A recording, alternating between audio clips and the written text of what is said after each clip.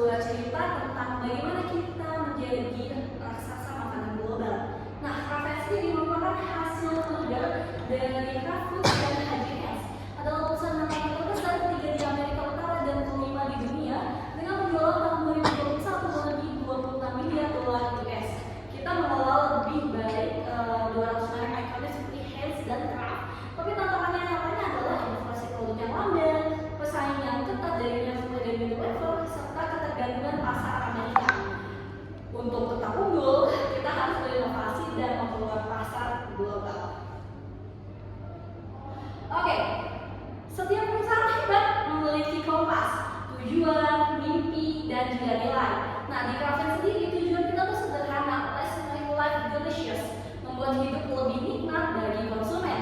Impian kita adalah menjadi pemimpin dalam menciptakan makanan yang membuat orang-orang di seluruh global itu merasa lebih baik.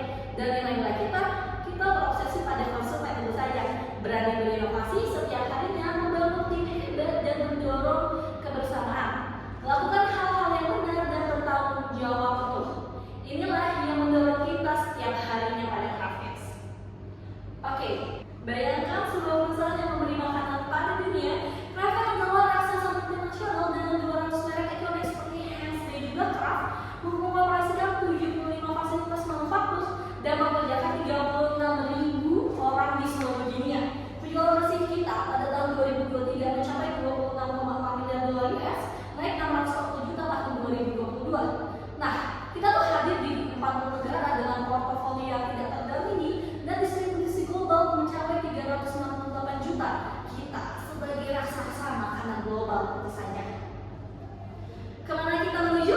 Visi kita adalah bertumbuh berkelanjutan dengan menyerahkan lebih banyak konsumen global tentu saja. Dan misi kita adalah let's make life delicious. Untuk mencapainya, kita tuh fokus pada inovasi produk, keunggulan penjualan, manajemen pendapatan, operasional berkelanjutan, transformasi digital, dan pengelolaan portofolio baik. Strategi kita meliputi diversifikasi produk, efisiensi operasional, dan tanggung jawab sosial dengan kebijakan yang menjaga lingkungan tentu saja. Terus juga keselamatan kerja dan etika yang menjadi fokus utama kita. Angka-angka adalah cerminan kesehatan kita. Dari sisi likuiditas kita, rasio Kraft itu cukup memenuhi kewajiban jangka pendek karena meskipun di tahun 2024 quick rasio di 0,47 dan current rasio di 0,8, cash rasio naik dari 0,12 ke 0,18 menunjukkan perbaikan kecil. Namun rasio leverage membaik, debt to asset ratio turun dari 0,46 ke 0,23, artinya kita tuh lebih sehat secara finansial. Sayangnya, valuasi kita di pasar menunjukkan tantangan.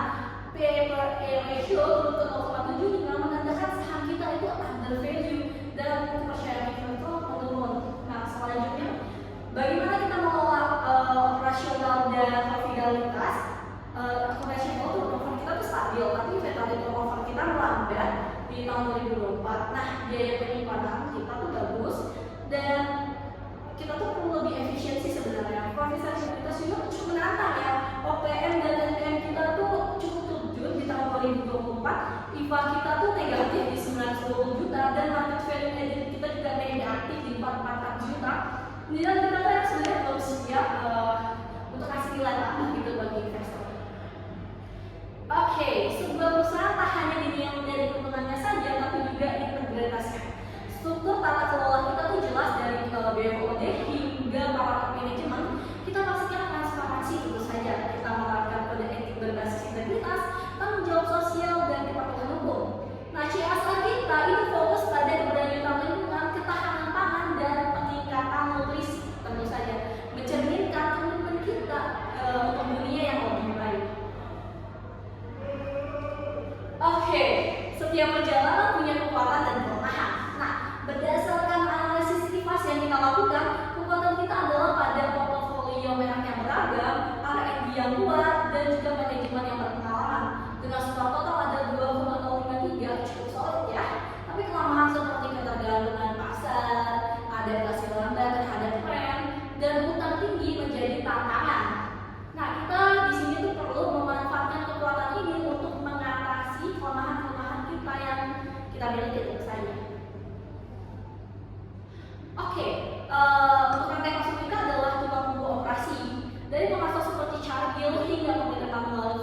dan UPS, kita tetap terhubung dengan Amazon dan Walmart untuk menjangkau konsumen kita.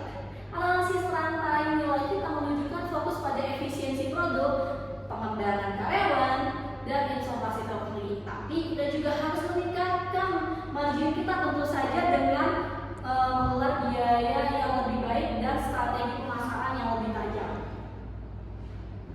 Nah, aset kita bukan hanya yang terlihat. Secara tangible, kita punya manajemen kas efektif, fasilitas manufaktur, dan rantai pasok global. Secara intangible, kita memiliki tim yang berpengalaman, inovasi produk, dan ekuitas merek yang kuat tentu saja. Tapi ada area yang masih seimbang dengan kompetitor seperti teknologi dan hubungan pelanggan. Nah, di sini kita tuh harus memanfaatkan aset ini untuk menciptakan keunggulan kompetitif yang lebih tajam tentu saja. Oke, peluang dan ancaman eksternal kita ada di tabel IFAS dengan skor 2,333. Peluang besar pada kolaborasi mitra, strategis, dan pemanfaatan AI. Masing-masing skor adalah 0,228 dan 0,108. Tapi ancaman seperti perubahan gaya hidup dan regulasi ketat dengan skor 0,727 dan 0,412 mendorong kita untuk lebih inovatif dan adaptif. Selanjutnya, analisis Corporate 5 Force menunjukkan tingkat kompetisi kita itu tinggi dengan skor 3,477. Nah, ancaman pendatang baru dan persaingan industri sangat kuat ya, teman.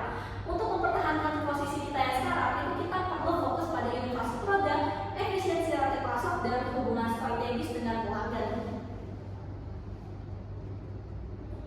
Di peta strategis kita, Crafters berada di posisi kurang unggul ternyata ya dibandingkan dengan Unilever dan Nestle. Dari segi variasi produk, Crafters memang cukup beragam, tapi jangkauan gerak kita itu lebih terbatas. Kita perlu memperluas distribusi untuk mengejar para pemimpin pasar ini. Selanjutnya adalah tabel EFAS. Merangkum fokus kita, kekuatan internal seperti portfolio merek dan R&D kita itu unggul ya. Tapi kelemahan seperti adaptasi yang lambat itu perlu diperbaiki. Nah, eksternal, skala operasional dan merek global adalah peluang, tapi juga ada perubahan gaya hidup dan regulasi yang ketat jadi ancaman. Nah, kita tuh harus cepat bertindak.